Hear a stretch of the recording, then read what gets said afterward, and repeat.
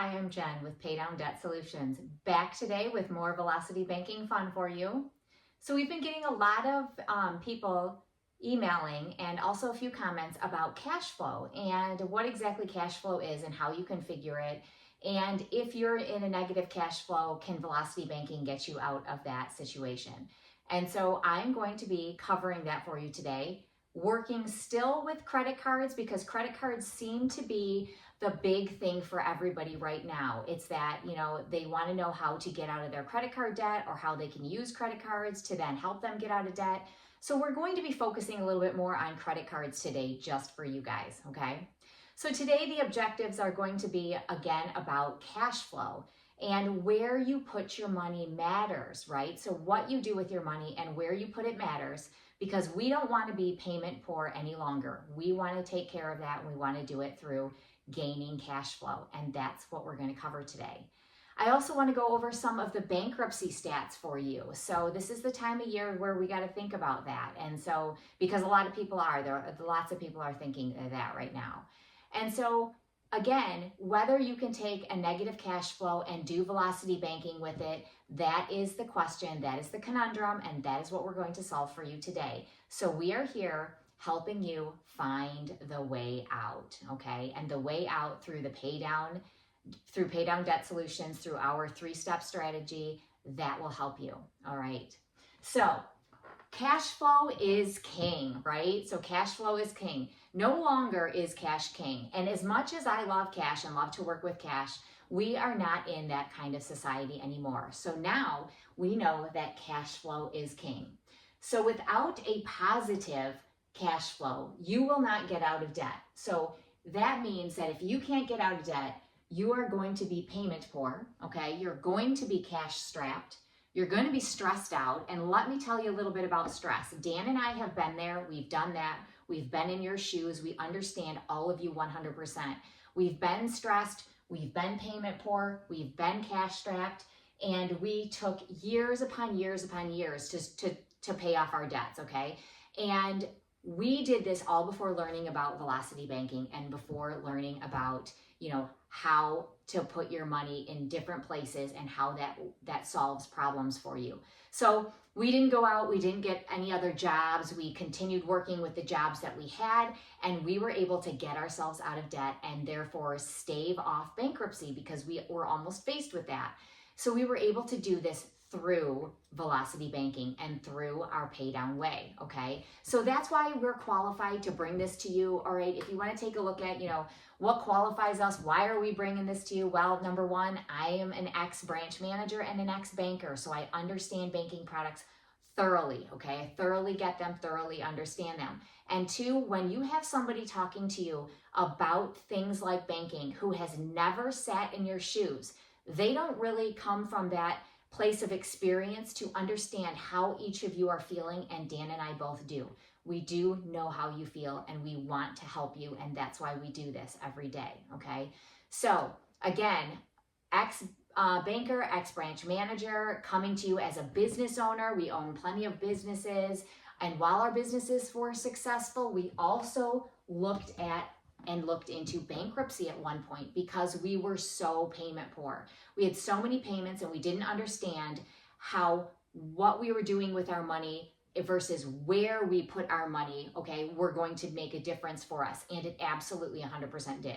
So we were able to get ourselves out of that situation, all right? So when you are in debt, we know you feel payment poor. Trust me, I get it, guys. I've been there, I've done that, I feel you, all right? We were cash strapped as well. So we didn't have extra cash to work with because it was all going other places, right? It was all making all these other payments. And we also fell victim to everybody else out there who has refinanced their home 1,000,001 times because rates would keep dropping. And then the banks after a couple of years say, hey, good news, guys, we can get you, $50,000 in cash out to pay down your debts or to do whatever you want with it, redo your kitchen, whatever. We'll give you this money because you've earned it, right?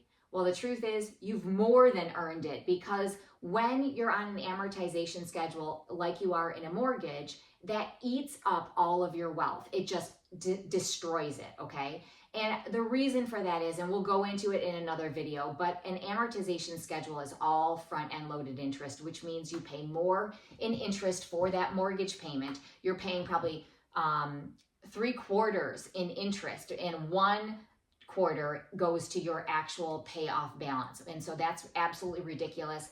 And what happens is, guys, when you go and refinance, you're resetting the clock. So for the first 10 years or so, you're paying a ton in interest, just a ton. And so when you do that, and then you've paid a few years in, and you're, $50,000 in interest payments that you've paid, and then all of a sudden the bank comes on and says, hey, we're going to go ahead and refinance this for you. You've just reset the clock on that. You've just reset all that interest, and you've just gotten yourself into a more payment poor position. And you don't even realize it because you think you're getting cash out. You think you're paying off your debt.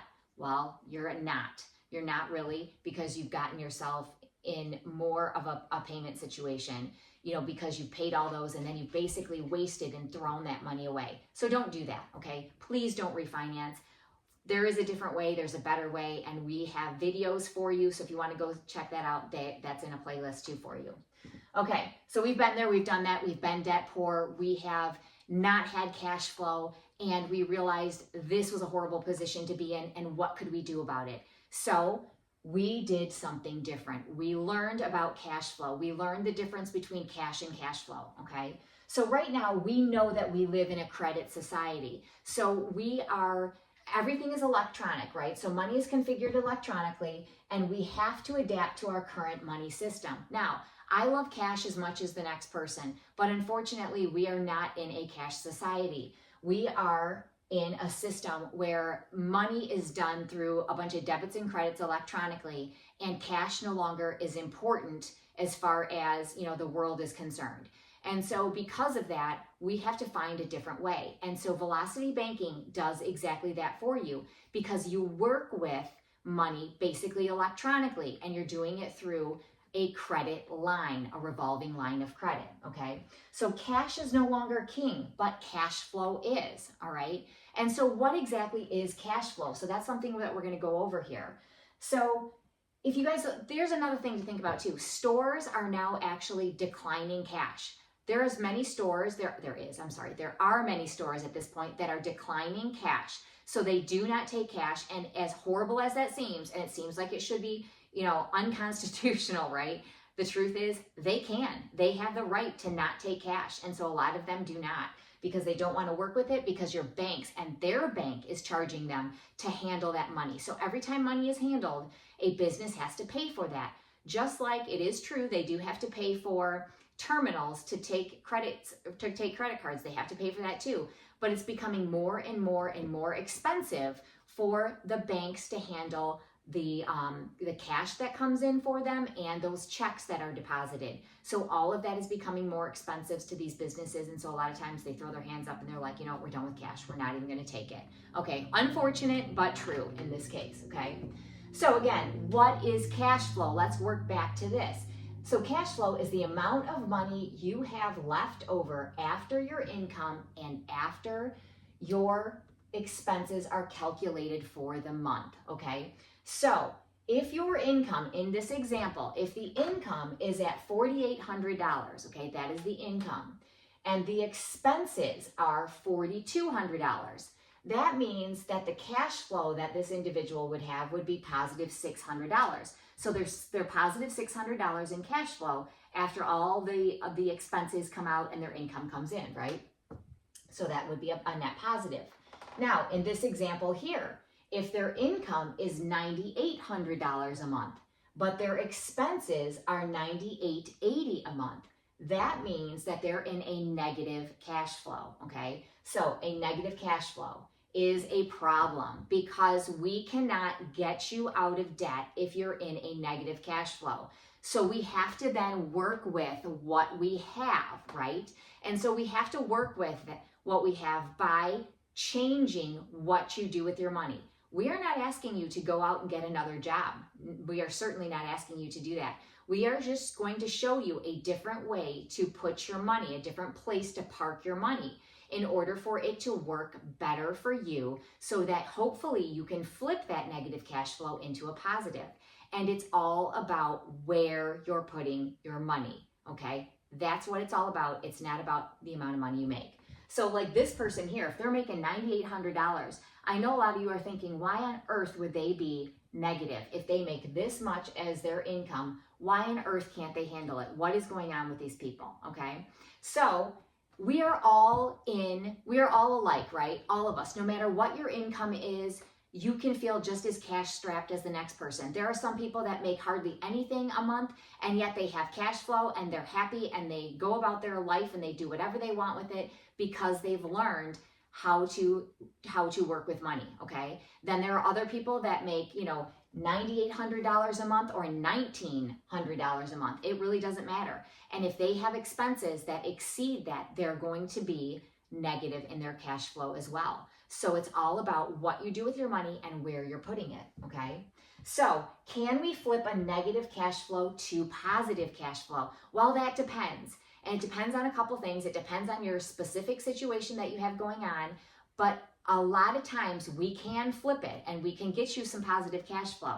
So as long as you're not hundreds upon hundreds of dollars negative, typically we can do something with that. So there is good news, you guys. There's good news. And I want to make sure that we talk about that because we can do this through Velocity Banking and through these wonderful tools, which we call revolving lines of credit or RLOCs, okay? And again, revolving lines of credit, what are they? They are home equity lines of credit. They are personal lines of credit. They are business lines of credit. And last but not least, they are credit cards, okay? So credit cards, as evil as people think they are not, okay?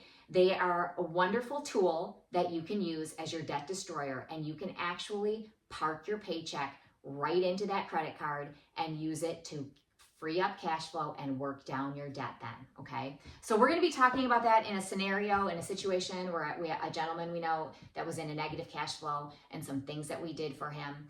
But first, there's a little PSA that I wanna put out there, especially this time of year. You guys know I talked about those little check loans you get in the mail the other day, but I wanna talk to you guys about bankruptcy as well, because bankruptcy is not the way to go if you can avoid it. And there's a lot of people out there that think that they're no worries, we're just gonna file for bankruptcy, it's gonna be all better, we're gonna take care of it through that filing, we're gonna fix all of our debt and all of our stress and all of our pressure that way.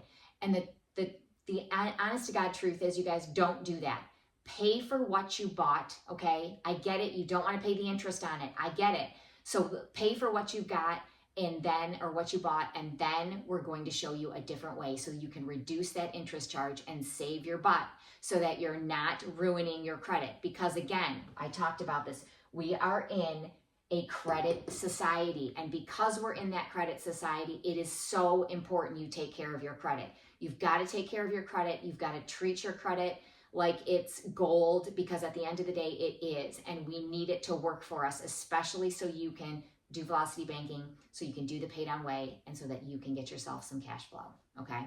All right, so Bankruptcy Statistics. I looked into this because I thought it was really interesting. I heard a couple people, actually some friends of mine that were considering bankruptcy, and they came to us and they chatted with us about it. And I thought it was really strange that, all of a sudden I'm hearing more and more people are going through bankruptcy or considering bankruptcy, okay? So what's interesting is it's the time of year, believe it or not, okay? So because when you look at the bankruptcy statistics, okay, when do the most bankruptcy filings happen? So when do you think that is? And if you read the board, you're gonna know, right?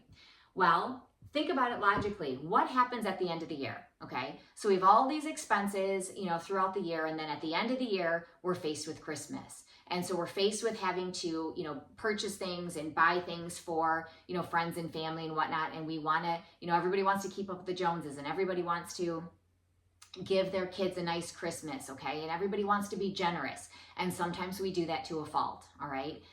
Also at the end of the year, when you look at businesses, business owners know that, at the end of the year, they take a really good look at their bottom line, and they determine, whether they're going to continue on in business or whether they're going to fold up and, and just say, call it quits, which, so at the end of the year, you're looking at that, right? Because what your nut is or isn't, at the end of the year, okay? And so just like, you know, your personal finances, when you run your household, you're running it like a business, or you should be if you're not, okay? When you look at that bottom line and you realize you're negative, negative, negative, this is when people file for bankruptcy, okay? So they typically do so in the first quarter of each year, all right? And that is January, February, March. That's when we see the highest upticks in bankruptcies, which is, I mean, it's not hilarious, but it's funny because that was actually the time of year that Dan and I were considering it. But when we learned about velocity banking and we learned what to do with our money, we chose not to. And it was the best decision we ever made. Best decision, okay? So if you look at the bankruptcy filings year over year, okay, since 2020, over 15,000 Better Business Bureau complaints regarding debt relief companies, okay, involving bankruptcies, right? So whether you go bankruptcy or you go to a debt relief company, don't do that either, because we've got the Better Business Bureau that has 15,000 complaints since 2020 on debt relief companies, okay? So again, those debt relief companies, the first thing they're going to do is tank your credit. So if you've been taking care of your credit and trying to pay your bills up until now, and you got to the point where you're like, I'm just overwhelmed and I need to do something about it. So you go and you go to the, you go online, you start researching, you look up these debt relief companies, you pick up the phone, you call them. They're going to tell you, no problem, we can help you out 100%. They're going to take money from you monthly, and they're going to take care of your bills, right? So by them taking care of your bills, what they're doing is they're not paying them.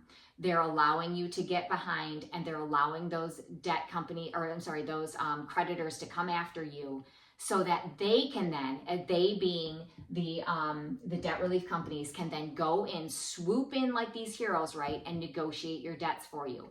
But the problem is, and I've seen this over and over again too, where you have these credit card companies that you owe money to, they don't want to work with the debt companies. They want to work directly with you. And so they don't work with them, and then you've got a problem too, right? Because then you've got this debt that is going to be outside of the debt relief company. So now you've got your bucket that you're paying here, and then you've got a bucket over here that you're paying. So that just causes more problems. So problems on top of problems on top of problems. So that's why we want to show you a different way to bank, right? I want freedom for you guys. I want relief for you guys. I get it. I totally get it. All right. So don't fall victim to these companies.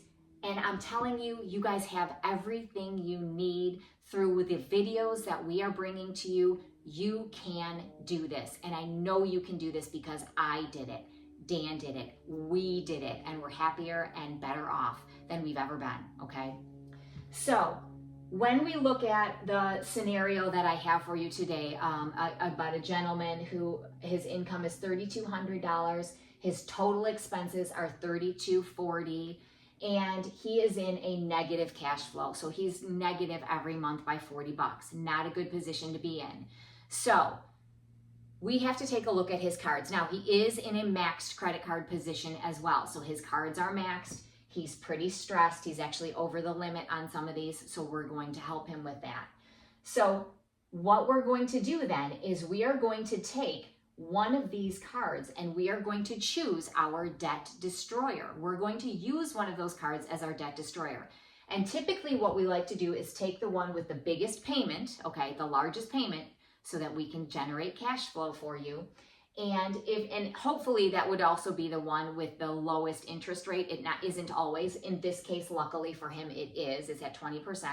So we are going to take this card as our debt destroyer, okay? And that's what we're going to do. Now, I have talked about this before, and I want to make sure that I talk about this again. When you're in a max credit card situation and you're looking at putting your income on that credit card, you do not want to make a big chunk payment to that card, because the chances of the credit card lowering your availability is high, okay? So you have to strategically place your deposits to that card throughout the month, okay? And so what I suggest is every other day. So you take the total amount that you know you want to put on that card. So in his case, his available income to put on his card is going to be $1,835, so $1,835. So what he's going to do is he's going to take $1,835 and he's going to divide it by, okay, the number of days in a month, let's say. So if we take 18, let's see, 18 was at 35, and we divide that by 15, right? Because 30 days approximately a month, and we're going to do every other day, okay? So that means he's going to make $122 payments every other day on this card. And that is going to get him to the total amount that he wants to deposit. Check this guy out, you guys. This is like an old calculator. Dan has had this forever. It's his baby. So if I lose it, I'll be in big trouble. Anyway, so I digress. So now we've got 40 as his negative cash flow, right? And we know that he's got to put on, that he has to put on this card 1835, okay, 1835. So we divide that out by 15 and we get, what was that, 122. So every other day he's going to put this money on the card. And what happens is when you strategically place money that you're putting back against the card like that, you will stop, or I should say you won't trigger the algorithm that is out there that detects these large chunk payments. And so the credit card companies have been doing this. Not all of them, but I do know, like I know Synchrony Bank is, I've heard Chase is doing it, and I've heard Bank of America is doing it. So just be very careful with that. And I know it's a little bit of work to do that, to put money back against the card every other day, but you guys can do it. And once you do it, eventually you'll get to a place where you won't have to do that, and then you can do it a couple times a week instead, and then from a couple times a week to once a week. And then if that goes well, then you can do it once a month, okay? So you can do this. And not only that, in the meantime, you're also paying down your debts, right? So your balances are going to decrease. And so that's a good thing too, because as your balances go down, your credit goes up, okay? So your credit's going to go up and your credit score is going to go up, and that's going to help you. All right, so enough about that. I just wanted to make sure that I mentioned again how important it is to make those micro payments to the card. All right, so we've got an income here of $3,200. We've got total expenses at $3,240. We have a cash flow of -$40. Now, he has rent and he has a car payment that he has to pay. These, because you cannot pay them through a credit card, we have to hold them out of our check, all right? Same thing with credit cards and loans. Those can't be paid through a credit card, so you have to hold them out of their check. Now, there is a way to pay them. However, a monthly payment, paying it through a company like Plastique that handles, basically it takes your credit card payment, turns it into a cash payment, and then pays it for you. There's an interest percentage to do that, and it's about 3%, 2.99 to be exact. So what happens is you add another 3% onto the interest you're charging, and then it doesn't make it worth it, okay? So for a one-time fee like that to do it, it's worth it all day long, but it isn't to do it monthly. And so anyway, you have to hold your rent out, you have to hold your car payment out, we have to hold these credit card payments out as well from the income that he's going to use, all right, to defeat his negative balance for one. So here's what we're going to do. Now, we have available income at $1,835. Now, how do I get that? Because his income, I've said, is $3,200. But remember, if I have to hold these out, okay, then I have to hold that out of my income as well, because that's going to park in my checking account, and I'm going to pay those bills that I have to pay out of my checking account. The rest of that money is going to be used for chargeable expenses, okay? So we've got chargeable expenses and non-chargeable expenses, all right? Our chargeable expenses are $1,835, okay? So $1,835 are his chargeable expenses. His non-chargeable expenses are here. So I've calculated them for you, and I've taken out our debt destroyer, okay? The charge for our debt destroyer, because that comes back as cash flow. And that is why velocity banking works, okay? So if we look at our non-chargeables, he's paying $920 for his rent, $264 for the car, $481 for this big behemoth credit card, and then $181 for this other credit card here, okay? So the other credit card there is $181. So when we add them all up, our non-chargeables end up being $1,365 because we remove this. We remove the $481, and we can remove that because when we deposit money onto our credit card, okay, so when we essentially make a payment from our checking account onto that credit card, then we're going to charge all of our chargeable expenses on that card. So all of our income that's available to us will go onto that card, and we will then charge our monthly expenses out of that are chargeable, okay? So when that happens, this payment is satisfied. It no longer exists. The interest exists still, right? Because the interest has to be paid always on those credit cards. But that payment then, it returns to us in cash flow, okay? And so here I'm showing, now he's negative by 40, right? But if we take away that $481 payment and we subtract our 40 bucks from it, that means our cash flow then is $441. So we've just flipped his negative cash flow to a positive in one movement, just one. Where you put your money matters, right? Where you put it. Okay, so now our total debts here, and just to kind of go over that, our total debts are $24,267. So when he's done paying this, if he remains on the schedule that he's on, okay, he will pay $10,000 over 5 years for this $18,000. He will pay almost $4,000 over 5 years for this credit card too. So that means the total that he's going to pay in interest payments over 5 years, 5+ years, is going to be $14,517. Now remember, he's negative. So before he can even pay that, something's got to happen here because he's negative. So either he moves, he gets rid of his car, he has to do something if he doesn't do velocity banking, because he can't sustain negative $40 a month, right? He just can't. There's no way. Cut back on groceries, cut back on utilities, something he's got to do, okay? But velocity banking says, don't necessarily need to if you do things this way, right? So we've then taken this card and we're using credit card 1 as our debt destroying weapon, right? It's our weapon. All right, and so we start out with then $18,000. So $18,067. And we bring in our income. Remember that income, first a direct deposit goes into our checking account, okay? We have to hold the non-chargeable expenses, okay, in that account and pay for those out of the account. But the rest, we're then going to make a payment to our debt destroyer, which is our credit card in this situation, okay? So that's going to be a payment's going to be made to that card. Now, how he does that is going to probably be every other day until he can get to a place where he knows that that card isn't going to be jeopardized. Okay, so we want to make sure that he does that because he doesn't want to lose out on any available line on that card, okay? So he's just got to be careful with that. And also we want to charge our expenses through it. We want to be able to do these things, and we can't if our limit's capped.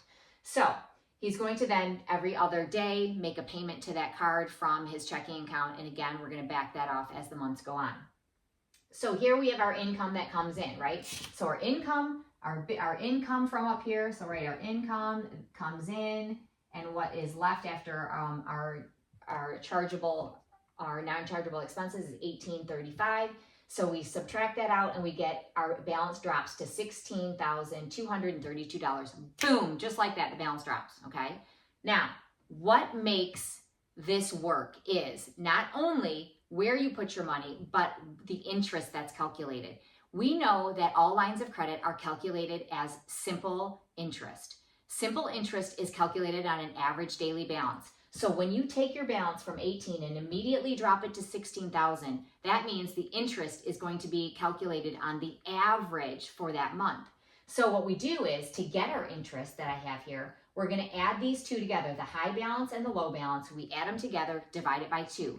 That gives us our working number. That number then we multiply by our interest rate, which is 20%, or 0.2, right? Because we have to move the decimal. So we multiply the number, our average that we got, by 0.2. And that number we get at that point is going to be a year's worth of interest.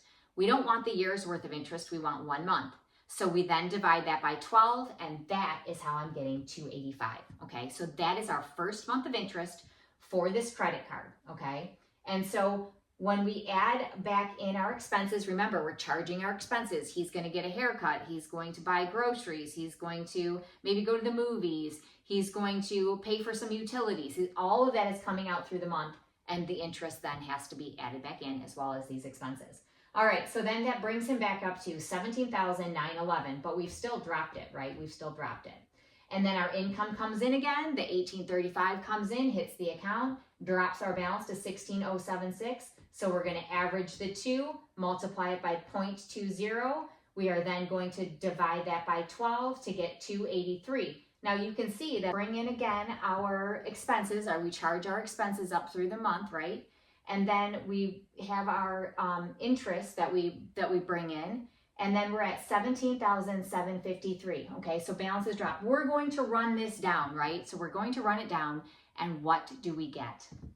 So we know that if we continue on the way that he is running, sorry guys, so if he continues on the way that he is currently running, right, then we know that he is going to be spending $14,517 at the end of all of this. But we got to do something because we're negative anyway. So if he does it the velocity banking way, what's going to happen is he is going to pay this down with the pay down way. It's going to take him 61 months and 5 years, okay? It's taking 5 years anyway. Now, remember, we flipped. He's done nothing different. He didn't get a new job. He didn't cut any expenses. He did nothing different but rearrange where he puts his money, okay? So he will then spend $10,632 on the exact same debt he spent $14,517 on, okay? Now, that's a savings of over almost $4,000 that he saved. Pardon me. So if it were me, after about 2.5 years, maybe 3 years, depending on, you know, what the situation is and how he can lower his card, I'd be looking for a 0% card and do a balance transfer at that point in time. So if I could, I'd be looking at a personal loan, right? Or I'm sorry, not a personal loan. Always do that. Personal line of credit. I'd be looking at a personal line at that point. But if he can't, for sure, I'd be looking for a 0% card. And again, because you're defeating interest, right? If you can get a 0% card to take $10,000 of that debt and then pay and continue to work your strategy at the 0%, you can get it for 12 months, you can get it for 18 months, you can get 0% cards for sometimes up to 2 years. Now that's more rare, but you can do it. So that would take care of his debt, and he would of course then cut this interest, right? So he'd be cutting the interest, because at that 20%, the interest is going down every day, which is awesome. But why wouldn't you want to do a 0% card? I use 0% cards all the time when I can, because it's just smart. It just makes good sense, right? So wanted to, give you guys this rundown, this scenario. Lots of you I find yourself in this position. I know it's a scary time of year. I know that a lot of you are looking at your finances, wondering what the heck you're going to do. Maybe you're even considering bankruptcy, but I implore you, please don't. Please look at this first. Try this first. If you have any questions, you can always call us, email us, and get a hold of us that way, and we will help you. But you don't need us for that. You just need the videos that we're bringing out to you. I know you can do this on your own. I sure did it. And you guys are all smart. I get it. There's nothing about this that you don't understand. And if there are things you don't understand, that's what I'm doing today for you. And that's what I do every day that I can, is bring that information to you. Feel free to email us at info@paydowndebtsolutions.com. Love hearing from you guys. You guys have been so incredible. And, I really enjoy all the comments. I read them all. And, I comment back when I can, and just wanted to say thank you. If you guys need anything run down for you specifically, send me an email. I'll be happy to board it for you. Have a great day. See you next time.